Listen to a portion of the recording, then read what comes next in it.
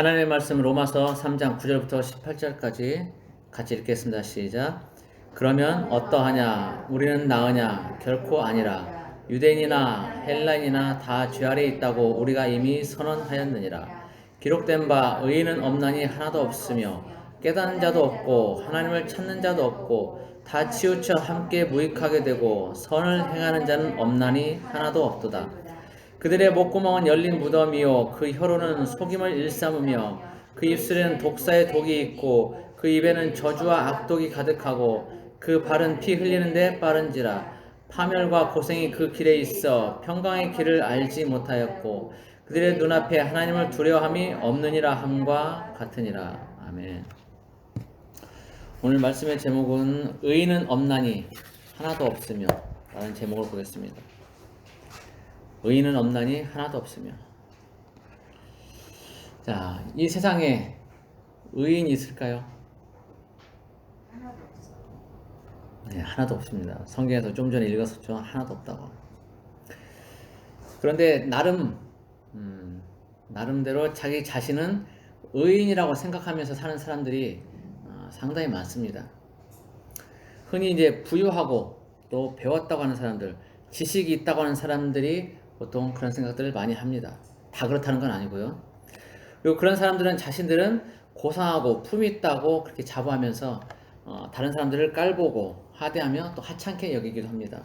그래서 뉴스에 많이 또 거론되기도 하죠. 그런 일들이. 그러면서 아울러 자신들은 참 괜찮은 사람이라고 그렇게 생각을 합니다. 자신들은 여기저기 기부도 많이 하고 있고 좋은 일도 많이 하고 있다고 그렇게 하면서 스스로 의로운 자라고 그렇게 자부를 합니다.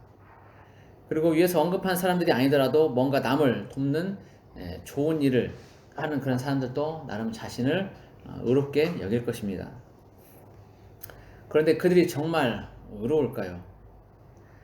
한 점 부끄럼 없이 의로울까라는 질문을 던졌을 때 그렇다라고 자신은 의롭다라고 말할 수 있는 사람이 과연 있을까요? 만약 자신을 정말 의인이라고 생각하는 사람이 있다면 그 사람은 자신의 본질에 대해서 전혀 모르는 사람이거나 정신 이상자일 가능성이 있습니다.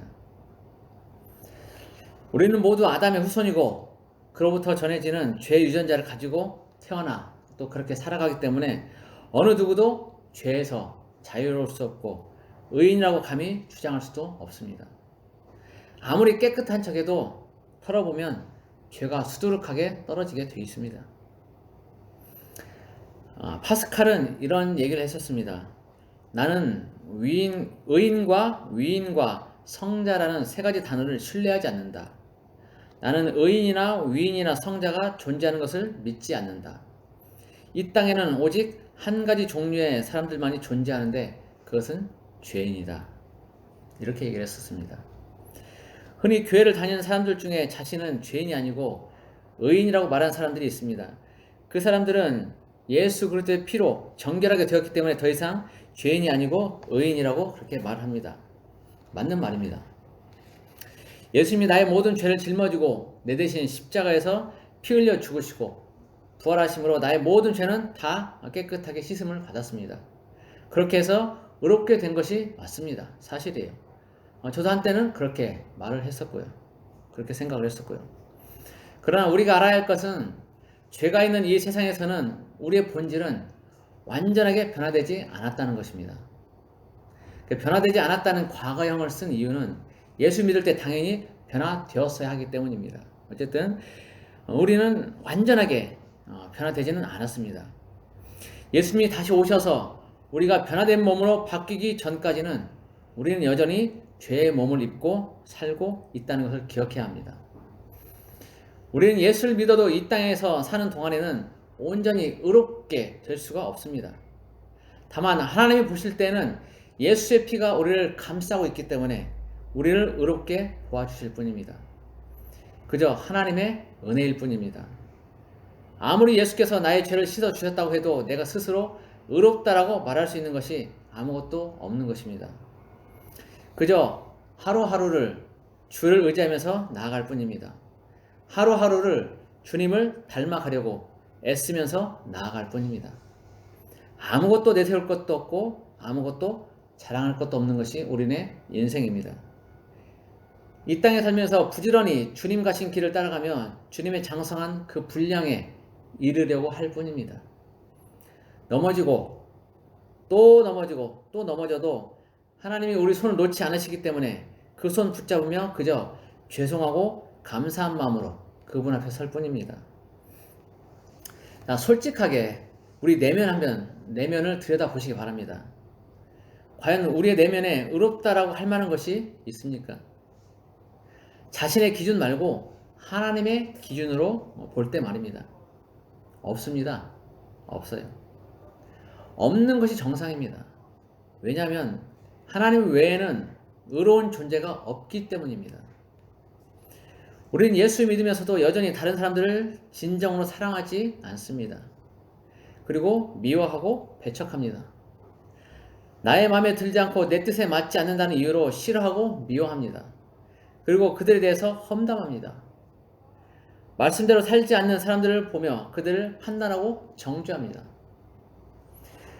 우리 안에 있는 죄의 본성들에 대해서 전에 보았던 로마서 1장 말씀을 다시 한번 보겠습니다. 1장 29절부터 31절까지 제가 읽어보겠습니다. 곧 모든 불의, 추악, 탐욕, 악의가 가득한 자요, 시기, 살인, 분쟁, 사기, 악독이 가득한 자요, 수근수근하는 자요, 비방하는 자요, 하나님께서 미워하시는 자요, 능욕하는 자요, 교만한 자요, 자랑하는 자요, 악을 도모하는 자요, 부모를 거역하는 자요, 우매한 자요, 배약하는 자요, 무정한 자요, 무자비한 자라. 이 말씀을 제가 이전에도 몇 번 얘기를 했었습니다. 자, 그 중에 다른 건 놔두고 자랑하는 것에 대해서만 잠깐 보겠습니다. 자랑. 우리는 다른 사람들에게 내세울 만한 선한 일을 하면 그것을 내 스스로 다른 사람들에게 말하지 못해서 안달이 납니다. 자랑하고 싶어 하죠. 말 안 하는 척 하면서 어떻게든 자신이 한 일을 교묘하게 자랑질을 합니다. 그리고 다른 사람들부터의 칭찬을 기대를 합니다. 주님은 오른손이 한 일을 왼손이 모르게 하라고 하셨는데 우리의 본성은 어떻게든 자랑질을 하고 싶어 합니다. 어떻게든 나 자신을 드러내고 싶어 합니다. 악한 것이죠. 하나님 보실 때 악한 겁니다. 아무것도 우리는 자랑할 것이 없는데 자랑하려고 그렇게 애를 씁니다. 무엇이 그렇게 자랑할 것이 많은지, 뭘 그렇게 자랑하고 싶은지 우리 내면은 늘 우리 자신을 드러내고 싶어 합니다. 악한 겁니다.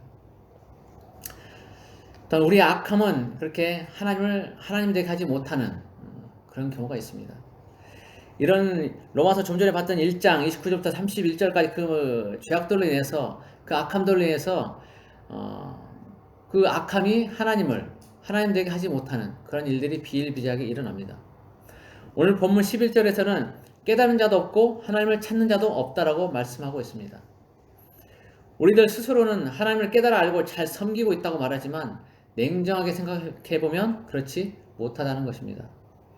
우리는 정말 하나님 되게 섬기고 있는 것일까요?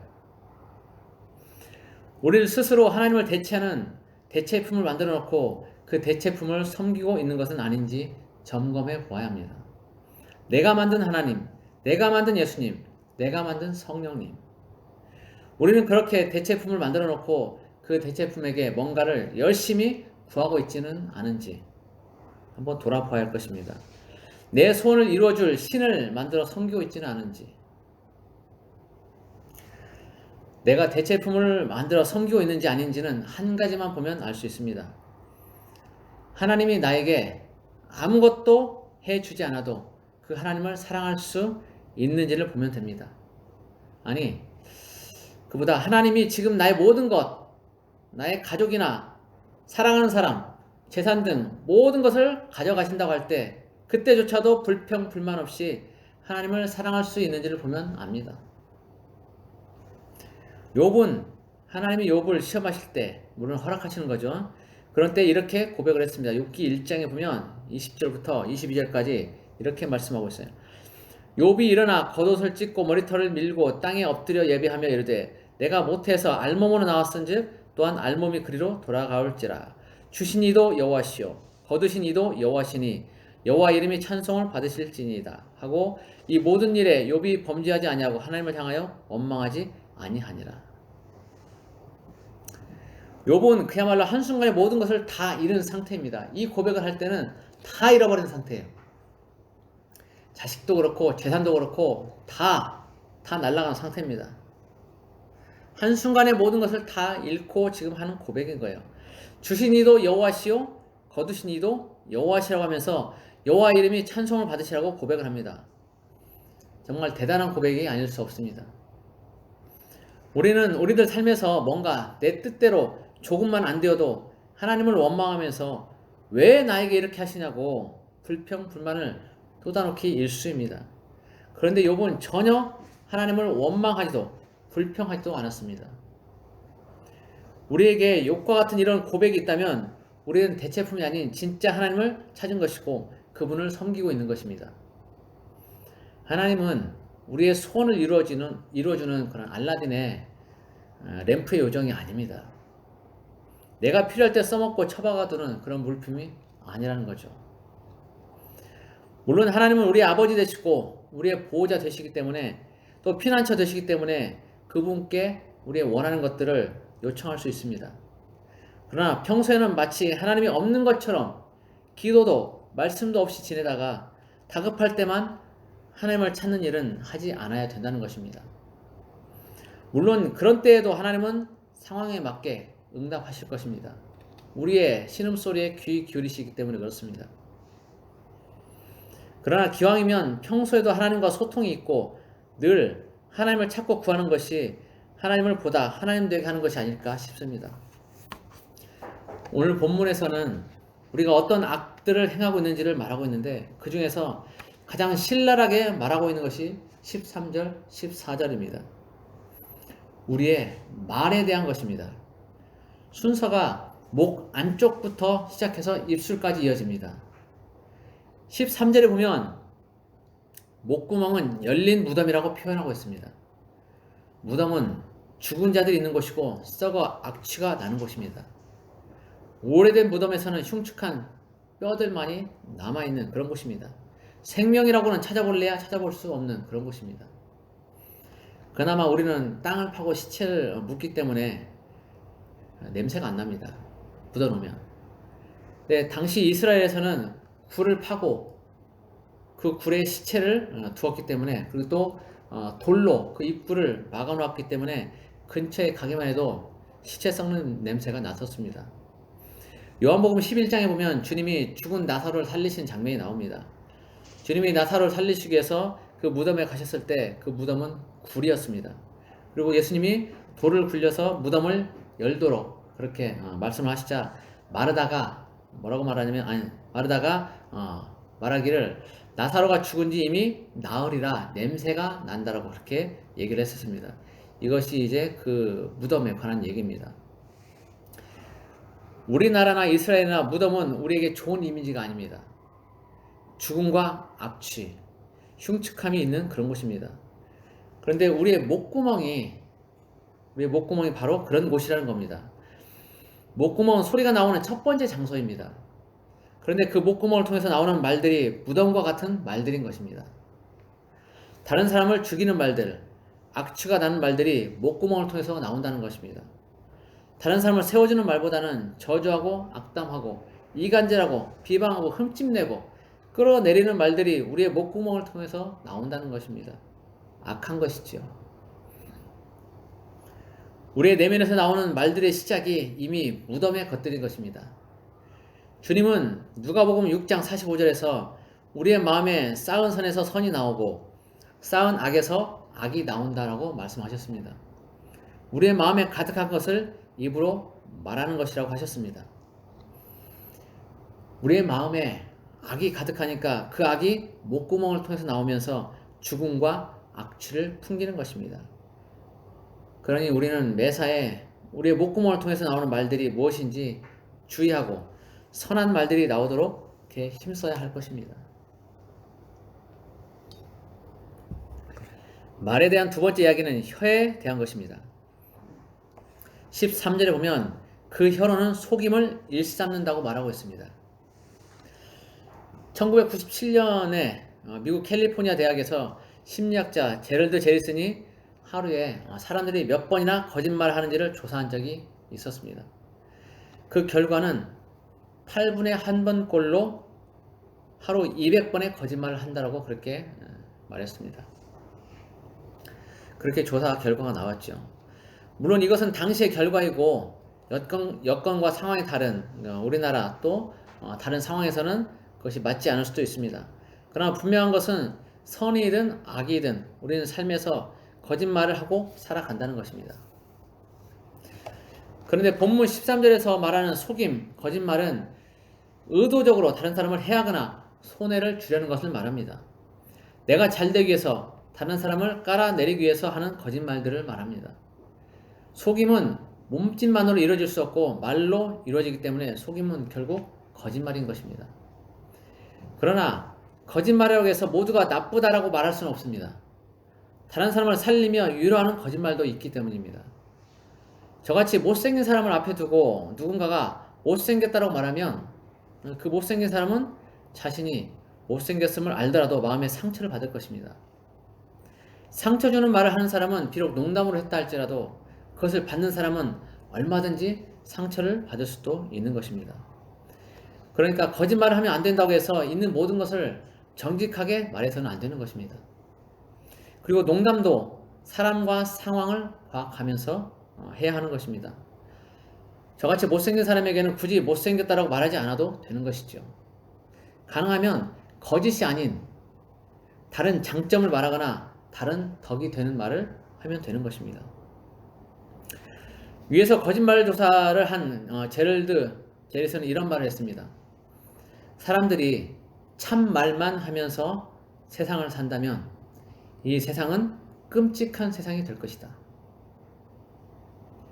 사람들이 참 말만 하면서 세상을 산다면 이 세상은 끔찍한 세상이 될 것이다. 이 말이 왜 마음에 이렇게 와닿는 것일까요? 만약 우리가 마음에 있는 것을 가감없이 그렇게 모두 다 쏟아낸다면, 말한다면 아마 모두가 상처를 받을 것이고 가정과 사회는 해체되어 버릴 것입니다. 부부 간에도, 부모 자식 간에도, 친구 간에도, 또 연인 간에도, 직장 동료들 간에도 할 말과 하지 말아야 할 말들이 분명히 있습니다. 아무리 부모 자식이라고 하더라도 정말 마음에 안 들 때 있어요. 친구, 가까이 지내는 친구도 그렇고 연인도 마찬가지고 직장 동료도 그렇습니다. 정말 눈에 꼴 보기 싫은 사람들 얼마나 많습니까? 법만 없으면 패주고 싶은 사람도 있어요. 그런데 그 말들을 내가 정말 다 그냥 그 사람 앞에 다 쏟아놓는다고 생각을 해봐요. 살인 날 거예요. 아마. 내가 미워하는 사람이 있는데 그 미워하는 모든 걸 다 쏟아낸다고 생각을 해보세요. 사람들 사이가 온전하게 유지가 될까요? 이 사회가 제대로 돌아갈까요? 어림도 없죠. 그래서 저는 이 말이 참 그렇다. 마음에 와 닿아요. 사람들이 참 말만 하면서 세상을 산다면 이 세상은 끔찍한 세상이 될 것이다. 할 말과 하지 말아야 할 말이 분명히 있습니다. 입으로 내뱉어야 할 말이 있고 담아둬야 할 말이 있는 것이죠. 모든 것을 정직하게 말하고 사는 사람은 없습니다. 마음에 들지 않아도 속으로 삭히면서 말하지 않고 넘어가는 일들이 허다할 뿐입니다. 만약에 정말 거짓말을 절대 하지 않아야 한다고 하고 정직하게 살아야 한다고 하면서 마음속에 있는 말들을 다 쏟아낸다면 정말 지옥이 따로 없을 것입니다. 아마 사건, 사고, 특히 폭행이나 살인사건이 상상할 수 없을 정도로 엄청 늘어날 것입니다. 우리는 가능한 한 정직해야 하지만 마음에 있는 모든 것을 그대로 다 쏟아낼 필요는 없습니다. 아니, 쏟아내서는 안 되는 거죠. 비록 정직해야 한다고 하더라도 악한 것은 입 밖으로 드러내지 말고 선한 것만을 내놓도록 해야 합니다. 우리 말에는 힘이 있기 때문에 그렇습니다. 성경에서는 거짓말을 하지 말라고 말하고 있지만 실제로는 거짓말을 허용하는 예도 있습니다. 우리가 잘 아는 것처럼 모세가 태어날 당시 애굽 왕은 산파들을 불러서 고센 땅에 있는 이스라엘 백성 중에서 산의 아이가 태어나면 죽이고 딸이 태어나면 살리도록 명령을 했었습니다. 그때 당시에는 이스라엘 백성들이 엄청나게 많이 불어났기 때문에 애굽 왕이 근심을 했었죠. 이스라엘 백성들이 이대로 많아지면 우리보다 더 많아져서 우리를 없애고 자기들끼리 나라를 만들지 않을까, 또 다른 나라와 협력해서 이 애굽을 멸망시키지 않을까, 이런 두려움이 있었던 거죠. 그래서 더 이상 산의 아이들이 못 태어나게끔 조치를 하는 겁니다. 그래서 산파들에게 딸이 태어나면 살리고 아들이 태어나면 죽여라, 이렇게 명령을 했었어요. 그러나 산파들은 하나님을 두려워해서 자신들이 도착하기 전에 히브리 여인들이 이미 출산했다라고, 그들이 건강하기 때문에 벌써 출산했더라, 우리가 가기 전에 이미 애를 낳았더라, 이렇게 거짓말을 했었습니다. 애국 왕에게 이제 거짓 보고를 한 거죠. 그런데 하나님은 거짓말한 그 산파들에게 은혜를 베푸셨다라고 말하고 있어요. 그리고 또 다른 예를 보면 이스라엘 백성들이 가나안 땅 여리고성을 정탐하러 정탐꾼을 보냈을 때 일입니다. 기생 라합은 자신의 집에 정탐꾼들을 숨겨주고 그들을 찾으러 온 그 사람들에게는 다른 거짓 정보를 주었습니다. 저 길로 갔으니까 다른 길로, 저쪽 길로 한번 가봐. 그럼 곧 따라잡을 수 있을 거야. 이렇게 거짓말을 했던 거죠. 그리고 정탐꾼들은 숨겨주고요. 그런데 이스라엘 백성들은 그들 라합의 가족들을 살려주었고, 라합은 예수님의 족보에까지 이름이 오르게 되었습니다. 이런 여러 가지 상황들을 볼 때 반드시 모든 것을 정직하게 말해야 하는 것은 아님을 알 수 있습니다. 상황에 따라 있는 그대로가 아닌 다른 정보를 주는 것이 보다 지혜로운 것이 될 수도 있는 것입니다. 그러나 다른 사람을 고통스럽게 하고 또 해하는 악을 행하기 위한 거짓말은 절대로 해서는 안 될 것입니다. 좀 전에 봤던 그 애굽의 산파들, 히브리 산파들과 또 기생 라합의 그 거짓말들은 사실 우리가 믿음의 차원에서 봅니다. 믿음. 하나님을 신실하게 믿기 때문에 하나님이 원하는 것이 무엇인가 라는 그 믿음의 차원에서 이들이 행했던 거라고 볼 수 있는 거죠. 그러나 이제 다른 면을 볼 때 그들이 실제 거짓말을 했기 때문에 그것이 거짓말의 차원에서 지금 한번 본 거죠. 그러나 그들은 근본적으로 하나님을 신뢰했다는 그 믿음의 차원에서 그 일들을 행한 것입니다. 자, 이제 말에 대한 세 번째 이야기 보겠습니다. 그 입술에는 독사의 독이 있다는 것입니다. 독사의 독은 몸에 들어오면 신경이 마비되어서 곧바로 죽게 됩니다. 그런데 우리의 입술에서 나오는 말들이 그렇게 다른 사람들을 죽이는 말들이라는 겁니다. 살리는 말, 세워주는 말을 해야 하는데 우리의 악한 죄 본성 때문에 그렇지 못하다는 것이죠.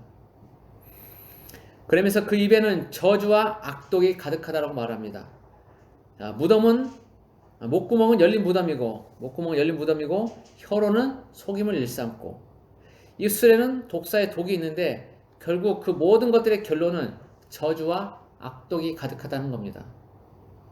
우리의 입을 통해서 나오는 말들이 대부분 죽음을 부르는 저주와 악독한 것들이라는 것이죠. 그리고 그것을 실행하는 발은 또 빠르다라고 그렇게 얘기를 합니다. 선한 일을 할 때는 머뭇거리고 협력을 잘 안 합니다. 뭐 좀 좋은 일 하자 그러면 잘 안 보이는 경향이 있어요.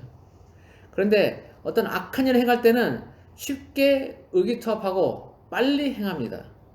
특별히 공공의 적이 생기면 서로 금방 친해집니다. 예전에는 그렇게 별로 친하지 않고 심지어 미워하기까지 했던 사람도 공공의 적이 생기면 서로 간에 금방 친구가 되어버립니다.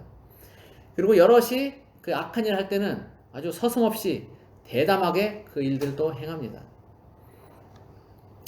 물론 자신은 여기에 해당되지 않는다라고 항변하는 사람들이 있을 수도 있습니다. 그러나 그런 사람은 자신을 철저히 속이고 있는 그런 사람일 뿐입니다. 그리고 비록 자신은 속일 수 있을지 몰라도 하나님은 결코 속일 수 없음을 알아야 합니다. 하나님 앞에서도 과연 자신은 그렇지 않다라고 말할 수 있을까요? 죄의 본성은 우리 안에 버젓이 그렇게 살아있기 때문에 아무리 의로운 체하고 선한 체할지라도 하나님은 결코 속지 않으시는 것을 알아야 합니다. 그런데 이렇게 악을 행하는 인생들의 결론이 그리 좋지 못합니다. 16절과 17절을 보면 파멸과 고생이 그 길에 있어서 평강의 길을 알지 못한다라고 말씀하고 있습니다. 하나님과 사람 앞에서 악을 행하는 자들이 비록 이 땅에서는 잘 나가고 잘 먹고 잘 사는 것 같아도 그들의 결국은 파멸과 고생이고 평강이 없다는 겁니다. 쉽게 말하면 그들의 마지막은 영원히 꺼지지 않는 불지옥이라는 거예요. 거기에서 평강이 없이 늘 고통스럽게 지내야 한다는 거죠. 그런데 왜 사람들은 파멸과 고생이 있는 이런 악들을 계속해서 행하며 살까요? 전도서 8장 11절에서는 그 답을 이렇게 말하고 있어요. 그 이유에 대해서. 악한 일에 관한 징벌이 속히 실행되지 아니하므로 인생들이 악을 행하는데 마음이 담대하도다. 이 말씀도 딱 마음에 와 닿아요. 보니까. 악한 일에 관한 징벌이 속히 실행되지 아니하므로 인생들이 악을 행하는데 마음이 담대하도다. 솔로몬이 한 얘기죠. 한마디로 잘못했어도 징계가 바로 실행되지 않기 때문에 악들을 계속 행한다는 겁니다. 잘못할 때 그때 바로바로 징계가 이루어지면 사람들은 하나님을 두려워하고 악을 행하지 못할 겁니다. 그런데 하나님은 오래 참으시는 분이고 가능하면 징계 없이 사람들이 스스로 돌이켜 올바른 길로 가기를 원하시기 때문에 아주 많이 오래오래 참으십니다. 그래서 악에 대한 징계가 즉시 이루어지지 않고 유예가 되는데 사람들은 하나님의 오래 참으심을 깨닫지 못하고 그저 악을 행해도 바로 징계가 없으니까 괜찮은 줄 알고 더 담대하게 악을 행하는 것입니다. 하나님의 마음을 알지 못한 결과이죠. 그러나 우리는 하나님의 속성이 사랑뿐만 아니라 공의도 있음을 알아야 합니다. 오래 참기는 하지만 영원히 참는 것은 아니라는 거죠. 제가 수차례 얘기했었습니다. 때가 되고 악이 차면 반드시 그 악에 대한 심판을 행하십니다.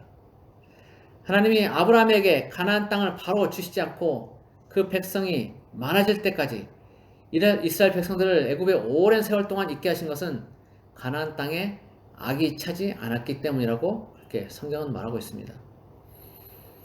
그처럼 하나님은 악이 차면 반드시 그들의 행위에 대해서 악에 대해서 심판을 하십니다. 그런데 그렇게 심판이 예정되어 있음에도 그리고 그것을 알고 있음에도 사람들이 계속해서 우상을 숭배하고 하나님을 대적하고 악을 행하는 것은 그들 마음에 하나님을 두려움이 없기 때문입니다. 징계가 바로 이루어지지 않기 때문이기도 하지만 그들 마음에 근본적으로 하나님을 두려워하는 마음이 없기 때문에 그런 것입니다. 하나님을 알고 하나님을 두려워하는 마음이 조금이라도 있다면 그 사람은 순간 악을 행하더라도 잠깐 넘어지더라도 그 마음에 늘 부담이 있고 돌이켜야 된다는 마음이 있을 것입니다. 그래서 오래 가지 않아서 그 악에서 돌이킬 것입니다. 그러나 본래부터 하나님을 알지 못하고 하나님을 두려워하지 않는 사람들은 그 악을 즐기며 계속해서 악을 행하다가 결국은 평강이 없는 영원한 고생과 파멸의 길로 가게 될 것입니다. 그들은 하나님이 사랑의 하나님이시긴 하지만 공의의 하나님도 되시는 것을 알지 못해서 하나님을 두려워하지 않는 것입니다. 아마 하나님의 공의가 즉시로 집행되어서 잠깐이라도 지옥을 맛본다면 하나님을 두려워하게 되고 다시는 악을 행하지 않게 될 것입니다.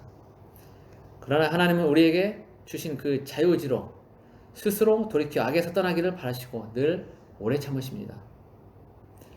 우리는 그 하나님의 마음을 헤아려야 합니다. 나 자신이 잘나서가 아니라 내가 의인이라서가 아니라 내가 죄를 짓지 않아서가 아니라 그저 단순히 하나님이 오래 참으시는 것 때문에 오늘 또 내가 멀쩡하게 살아가고 있음을 알아야 합니다.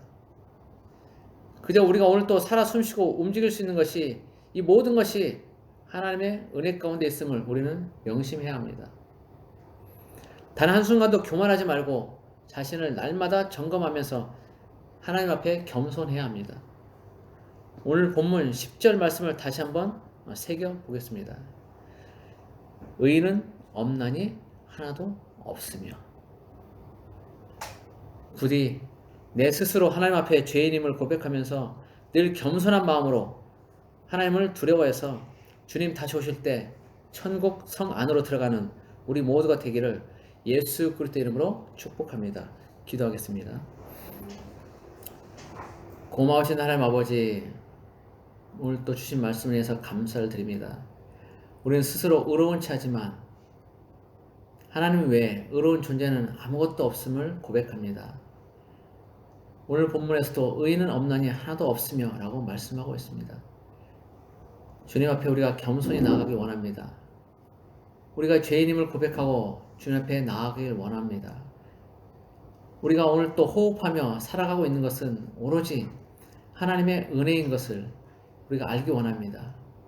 하나님이 지금이라도 우리의 호흡을 거두어 가시면 우리는 이 땅에 더 이상 살 수 없음을 압니다. 겸손하길 원합니다. 하나님, 우리가 교만하지 않게 하시고 겸손하게 하나님을 두려워하며 살아가도록 도와주십시오. 매일 매 순간 주님이 원하시는 것이 무엇인지, 하나님의 마음이 무엇인지 그 하나님의 마음에 집중하면서 우리가 살아가기 원합니다. 하나님, 우리를 도와주십시오. 그렇게 하나님을 두려워하며 하나님을 사랑하고 이웃을 사랑하며 겸손하게 죄임을 고백하며 살아가는 우리가 될 수 있도록 도와주십시오. 오늘 또 함께 하신 주님을 찬양합니다. 감사하며 예수 그리스도의 이름으로 기도드립니다. 아멘.